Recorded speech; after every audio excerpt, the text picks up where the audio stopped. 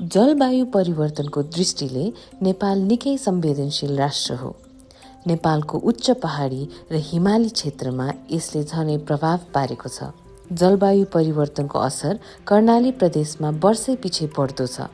घट्दो कृषि उत्पादन र बढ्दो विपद जोखिमले कर्णालीको खाद्य सुरक्षा र जीविकोपार्जनमा चुनौती थप्दै आएको छ। यही जलवायु परिवर्तन, विपद र खाद्य सुरक्षाको समस्यालाई मध्यनजर गर्दै सहयोगी हातहरूको समूह साहस नेपालले नरहरिनाथ गाउँपालिका कालीकोट र शिवालय गाउँपालिका जाजरकोटमा पाइला परियोजना सञ्चालन गरिरहेको छ।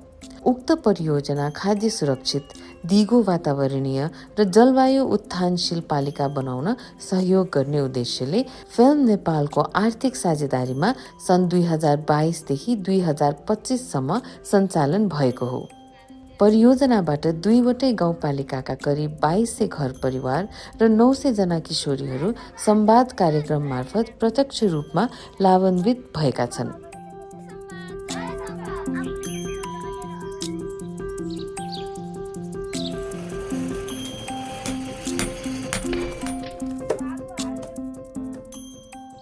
हाम्रो यही ठाउँमा लेखा हिउँ पर्दथ्यो। त्यहाँबाट अब लाली गुराँस पनि बेलामा त्यो चैत फागुन फुल्ने, वन जङ्गल पनि हरियै हुन्थ्यो, खेतीबाली पनि हुन्थ्यो सबै। अब अहिले हिउँ पर्न छोड्यो, पानी पनि अब सुक्न गयो, हिउँ नपरेमा सुक्ने रहेछ। खेतीबाली पनि अब अघि फापर लाउँथ्यो, कोदो लाउँथ्यो, कतिका हुन्थ्यो। अब अहिले कोदो फापर केही बिउ होइन, जुँ पनि बिउ लाउन्न। अब नौलो लाउने, त्यही एक पाती छड्या ठाउँ एक मानु पनि नहुने, खेतीबाली लाग्यो पनि सुक्ने भयो, पहिरा जाने 3 वर्ष भयो हिउँ नपड्या।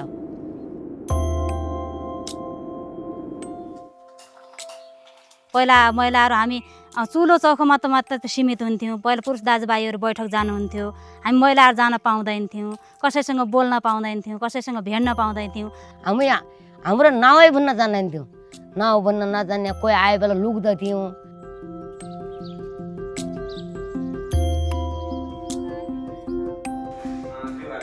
समूह गठन 2079 सालमा हाम्रो भएको हो। त्यसपछि संस्थाबाट आएर वडा अध्यक्षसँग छलफल भयो। त्यसपछि दलित, महिला, पिछडिएको, पछाडि पढेको, कोही अपाङ्ग घर परिवारको महिलाहरूलाई सिमेटेर हामीले टोलमा समूह गठन गरेका थियौँ। समूह गठन भइसकेपछि अब हामी वडाबाट समन्वय गरेर, त्यसपछि गाउँपालिकाबाट हो क्षमता विकास तालिम पनि हाम्रो समूहबाट लिएका थियौँ दिदीबहिनीहरूले। यो कोही कृषि प्रविधिहरूमा झोलमल भकार सुधार बनायौँ। भकार सुधार बनाएपछि जुठोले सङ्कलन र मूत्र सङ्कलन पोखरी गराएका छौँ। त्यसबाट अनि चार्न हजारीमा हालेर चार्न धेरै सजिलो भएको छ। तरकारी खेतीको नर्सरीहरू राख्ने पनि हामीले तालिम लिएका थियौँ। घर बगैँचा सम्बन्धी के गर्नुपर्छ त अनि त्यो पनि तालिम लिएका छौँ।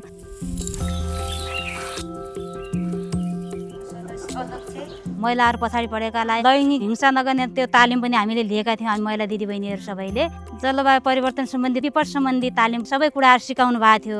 हामी धेरै खुसी छौँ।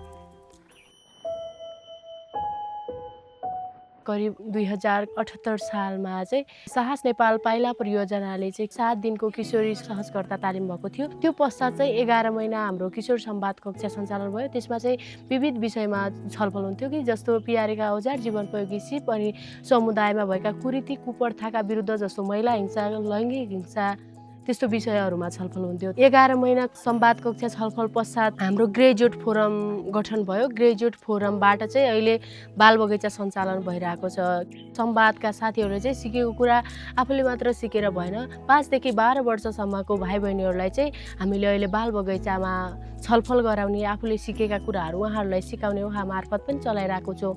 त्यसले गर्दा चाहिँ समुदायमा निकै परिवर्तन आइरहेको छ। पहिला चाहिँ महिलाहरूलाई धेरै हिंसा गर्ने त्यस्तो थियो। अनि बाल विवाह पनि शिवालयको मेन समस्या भएको हुनाले चाहिँ त्यो चाहिँ अहिले पहिलाको तुलनामा एकदमै कम हुँदै गइरहेको, न्यूनीकरण भइरहेको छ। पहिला बोल्न नै सक्थेन, मेरो चाहिँ परिचय नै आउँथेन। पहिला त्यो संवादमा गइसकेपछि चाहिँ मैले परिचयहरू दिन सिकेँ। जीवन उपयोगी सिपबाट चाहिँ हाम्रो जीवनको लक्ष्यहरू तयार पार्यौँ।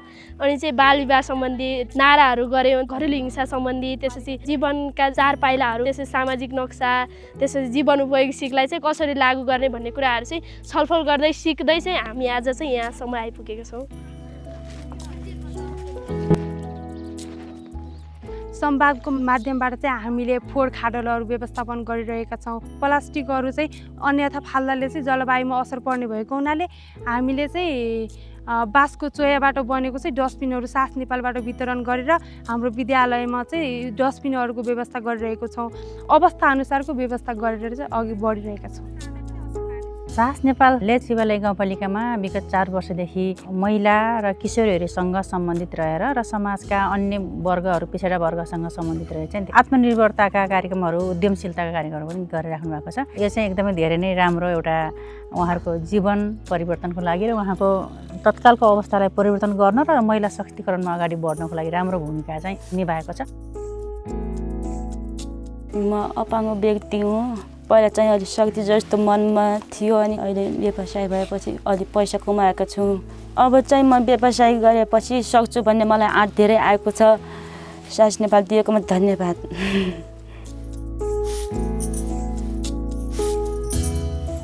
पहिला हामी अब पुरै एकैचोटि बिक्री गर्ने गर्थ्यौँ कट्टामा लिएर। अहिले हामी अब पहिल्यै सुकाउँछौँ, त्यसपछि केलाउँछौँ, त्यसपछि आफ्नो ढिक्कीमा लिएर कुट्छौँ, त्यसपछि अनि नुन मिसाउँछौँ, अनि तेल मिसाउँछौँ, मोलेर मेलामा जाँदाखेरि डब्बामा हालेर ल्याएर जान्छौँ, त्यहीँ बिक्री गर्छौँ। अनि 1 किलोको फाइदा अब त्यहाँ हामीलाई अब 3 गुणा बढी फाइदा हुन्छ।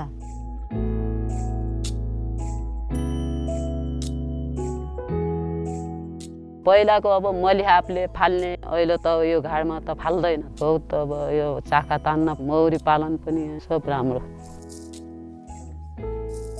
मुडे घाडभन्दा आधुनिक घाडलाई हामीलाई धेरै सजिलो भएको छ। वर्षमा हामीलाई 80-90 हजार जति आम्दानी हुन्छ।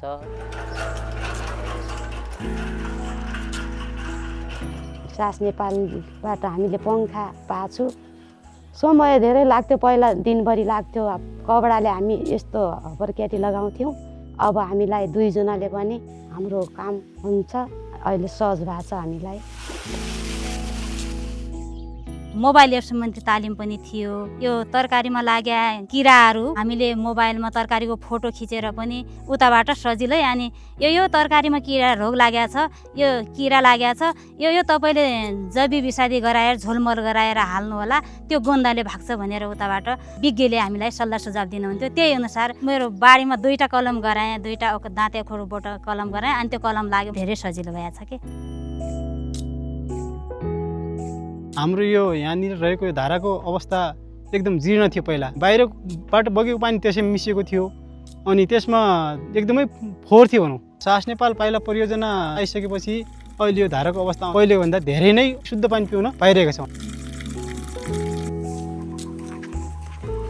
पहिला हामीले यो पोखरी नबनुन्जेल पानी सिँचाइ गर्दाखेरि हामीलाई असहज थियो। सिँचाइ चाहिँ पूर्ण रूपमा नहुने अवस्था थियो। अहिले अब यो पोखरी बनिसकेपछि हामीले त्यो फिरफिरेलाई सागसब्जीहरूमा भयो, लसुन खेतीमा भयो, हामीले चारैतिर सञ्चालन गरिरहेका छौँ। छिटो सहज भएको छ हामीलाई सिँचाइ गर्नलाई।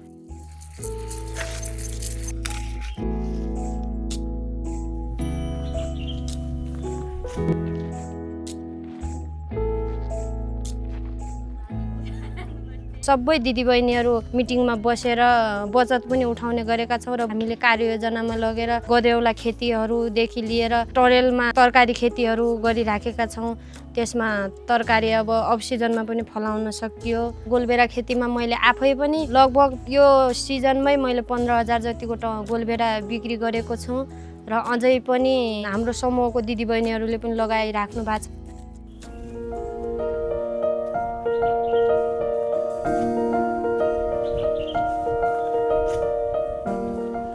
फाइदा त हामीलाई सबै कुराबाट पानी सङ्कलन हुने पोखरी गराएको छौँ। पोखरीबाट अब सङ्कलन भएको पानी हामीले सागबारीमा चार्छौँ, अनि थोपा सिँचाइ प्लास्टिकहरूमा पानी भए पनि थोरै भए पनि ड्रममा लिएर राखिदिन्छौँ।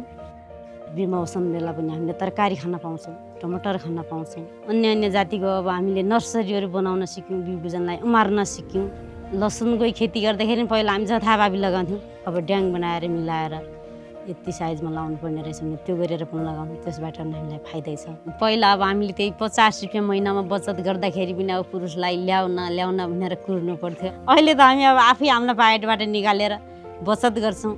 हामीले अब पालिका ओडामा हामीले अब कृषिमा हामीले समूह दर्ता गरेका छौँ। पालिकामा जान सिक्यौँ, ओडामा जान सिक्यौँ, हरेक ठाउँमा हामीले बोल्न सिक्यौँ।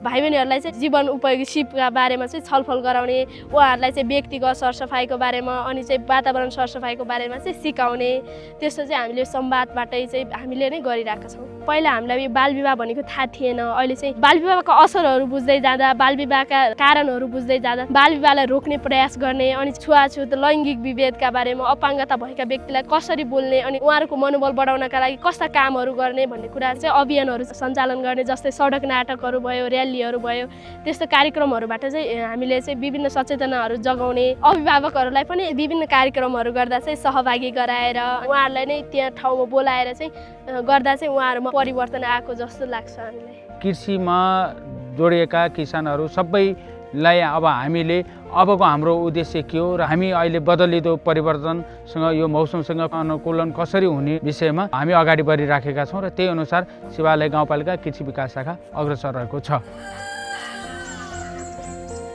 साहस नेपाल पाइला परियोजनाको साझेदारीमा हामीले सम्पूर्ण वडा विपद व्यवस्थापन समितिहरूलाई चाहिँ नै सक्रिय रूपमा उहाँहरूलाई अगाडि ल्यायौँ। उहाँहरू अहिले नियमित बैठक बस्ने गर्नुभएको छ। नियमित रूपमा आफ्ना वडामा भएका विपदका घटना सम्बन्धी जानकारी पालिकालाई दिने गर्नुभएको छ। विभिन्न किसिमका कृत्रिम घटना अभ्यासहरू मार्फत जनचेतनामूलक कार्यक्रमहरू सञ्चालन गर्नुभएको छ। सम्पूर्ण कामहरूको विश्लेषण गर्दा एकदमै उपयुक्त राम्रो तरिकाले चाहिँ अगाडि बढिरहेको हामीले देखेका छौँ। विपद व्यवस्थापनको लागि पनि हामीले अर्थिङहरू जडान गरेका छौँ र झटपट झोला पनि हामीले आफै बनाइराखेका छौँ र हामीले अचानक हाम्रो यो कच्ची घरहरू हुन्छ, भूकम्पहरू आइसकेपछि पनि कहाँ जाने भनेर हामीले तयारी ठाउँ हामीले अपनाइसकेका छौँ। साहस नेपाल अन्तर्गतको यो पाइला परियोजना र गाउँपालिकाको समन्वयमा यो पाइला परियोजना शिवालय गाउँपालिकामा सञ्चालन भयो। यो परियोजना अन्तर्गत रहेर हामीले चाहिँ प्रमुख उद्देश्य चाहिँ गाउँपालिकालाई जलवायु उत्थानशील पालिका घोषणा गर्ने र यो जलवायु परिवर्तनबाट सिर्जना भएका विभिन्न असरहरू, यसका चाहिँ यसले निम्त्याएका परिवर्तनहरूलाई अनुकूलित हुने तरिकाले कार्यक्रमहरू हामीले सञ्चालन गऱ्यौँ र यस अन्तर्गत हामीले कृषि क्षेत्रमा, विपदको व्यवस्थापनको क्षेत्रमा र यसमा हामीले चाहिँ गाउँपालिकाले चाहिँ एउटा ठुलो उपलब्धि हासिल गरेको छ। हामीले चाहिँ कृषि क्षेत्रमा पनि कसरी चाहिँ वातावरण मैत्री कृषि खेती अवलम्बन गर्न सकिन्छ भन्ने हेतुले चाहिँ कृषकहरूको क्षमता पनि विकास गर्ने, उहाँहरूलाई नयाँ नयाँ प्रविधिको विषयमा जानकारी गराउने र कृषकहरूकै चाहिँ खेतबारीमा गएर आफूले सिकेको कुरा र प्रविधिको प्रयोग कसरी गर्ने भन्ने सिलसिलामा सिकाइ भएको छ। त्यसमा चाहिँ थोपा सिँचाइका कुराहरू रहेका छन्, जैविक विषादीका कुराहरू रहेका छन्। त्यसै गरेर चाहिँ हामीले चाहिँ यो टनेल बनाएर तरकारी खेती गर्ने कुराहरू रहेको छ। यस्ता चाहिँ थुप्रै प्रकृतिका क्रियाकलापहरू हामीले यस अन्तर्गत गऱ्यौँ र त्यसले पनि गाउँपालिकालाई ठुलो सहयोग पुगेको छ। विशेष गरेर किशोरीहरूको क्षमता विकासमा, उहाँहरूको चाहिँ आफ्नो सक्षमता विकास गर्नमा र विभिन्न विषयवस्तुहरूमा चाहिँ आफ्नो आवाज र आफ्नो अधिकारको विषयमा चाहिँ कसरी बोल्ने भन्ने विषयमा चाहिँ उहाँहरूको चेतना विकास भएको छ र समग्र रूपमा चाहिँ गाउँपालिकामा चाहिँ यो जलवायु परिवर्तनप्रतिको चाहिँ एउटा जागरण बढेको छ र विपदलाई चाहिँ संवेदनशील तरिकाले लिने, विकास निर्माणका क्रियाकलापहरू गर्दाखेरि पनि दिगो रूपले र वातावरण मैत्री तरिकाले सञ्चालन गर्नुपर्छ भन्ने कुरा चाहिँ यो परियोजना अन्तर्गत रहेर चाहिँ हामीले महसुस गरेका छौँ र एउटा ठुलो सिकाइ भएको छ। म यसको निम्ति साहस नेपाल र यो पाइला परियोजना सम्पूर्ण परिवारलाई हार्दिक धन्यवाद भन्न चाहन्छु। जलवायु परिवर्तनको असर र विपद जोखिम आज पनि उत्तिकै छ। फरक यति हो, नरहरिनाथ र शिवालय गाउँपालिका यसतर्फ संवेदनशील भई भोलिका दिनमा आइपर्ने चुनौतीहरूको सामनाका लागि पूर्व तयारीमा जुटेका छन्। यहाँको समुदाय र स्थानीय सरकार ती जोखिमसँग जुझ्न विभिन्न ज्ञान, सिप, प्रविधि र अभ्यासहरू अवलम्बन गर्दै जलवायु उत्थानशीलतातर्फ अगाडि बढिरहेको छ। साहस नेपालको के राम्रो चमत्कार, के राम्रो चमत्कार, सर्वप्रथम सबैलाई नमस्कार। समुदायको गर्नुपर्छ काम, दिदी बहिनी दाजुभाइ मिलेर सबैजना अघि बढ्दै जाम।